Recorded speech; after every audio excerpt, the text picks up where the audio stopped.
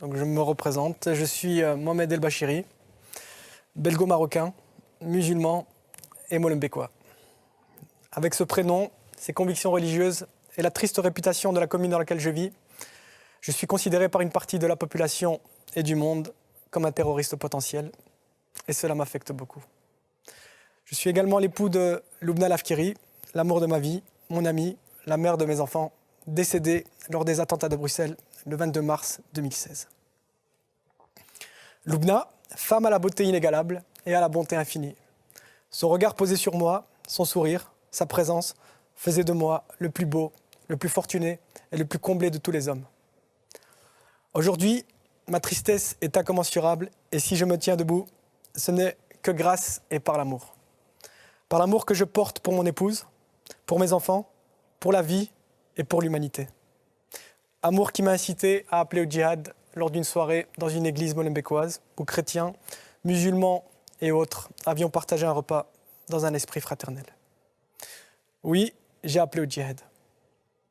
Mais attention, pas n'importe lequel des djihad. Je parle de ce djihad qui ne connaît pas la haine, ce fardeau pesant qui noircit les cœurs. Je parle du plus vrai, du plus noble, du plus beau combat pour un musulman qui s'oppose à la terreur. Ce djihad qui incite à aller vers l'autre, son frère, différent, pour lui sourire, le comprendre et lui exprimer de l'empathie. Ce djihad qui aime pour exister, qui cherche l'étreinte pour éteindre les flammes de la rancœur et qui n'impose pas sa vérité. Car comme il est dit dans le Coran, « La ikraha fid din », nulle contrainte en religion.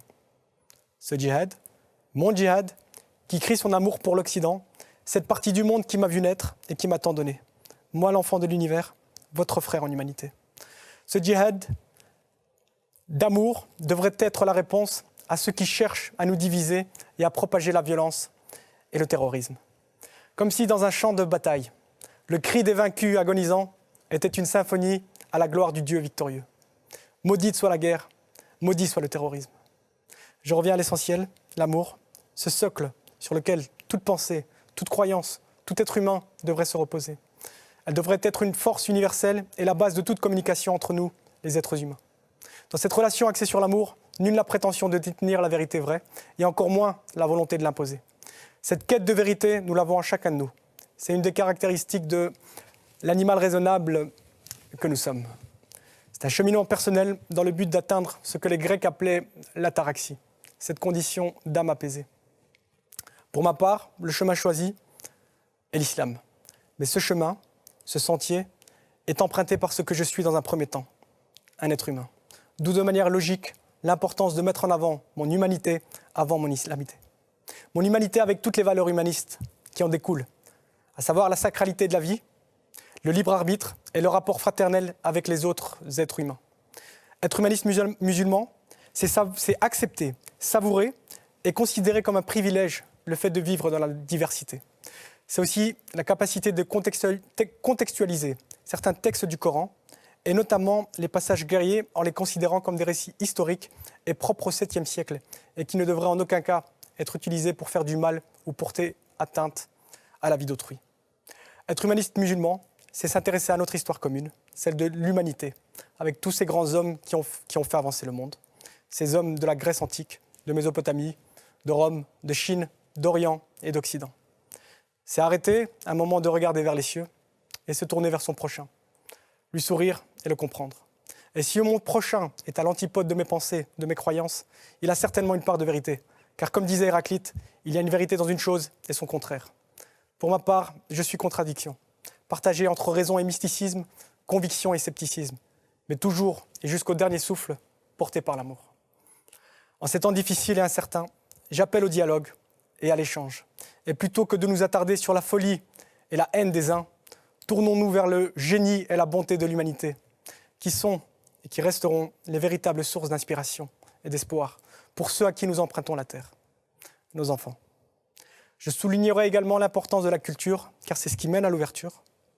Et quand je vois Averroès, ce philosophe musulman, qui a permis, par ses nombreux commentaires et traductions de textes grecs, la transmission de la majeure partie de la pensée aristotélicienne à l'Occident, quand je le vois immortalisé dans une fresque au Palais du Vatican par les mains du maître Raphaël, je ne peux que ressentir une grande émotion et constater que nous, musulmans, pouvons et avons déjà contribué auparavant à la grandeur de l'Occident.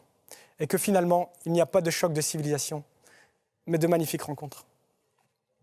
Je conclurai par un texte intitulé « Allahu Akbar » que j'ai écrit peu après la perte de mon épouse.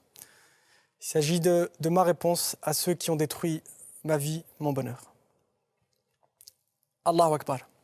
Doux murmure provenant du cœur, qu'on ne peut entendre, mais tellement plus vrai que celui utilisé pour détruire. Allahu Akbar, pour l'amour que je porte au plat pays qui est le mien et au royaume chérifien.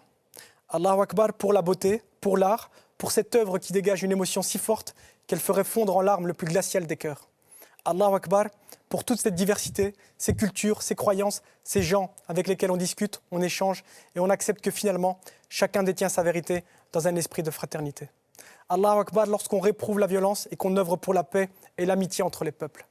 Allahu Akbar lorsque je souris et je tends la main à toi, le juif, l'athée ou le chrétien. Allahu Akbar pour ceux qui ont compris que Dieu est amour et que le salut de l'homme ne viendra qu'à travers cette force universelle exprimée pour son prochain. Allahu Akbar, douze pensées et prières pour toi, Loubna, mon amour, et pour toutes les victimes qui vivront à jamais dans nos cœurs et dans nos mémoires. Merci.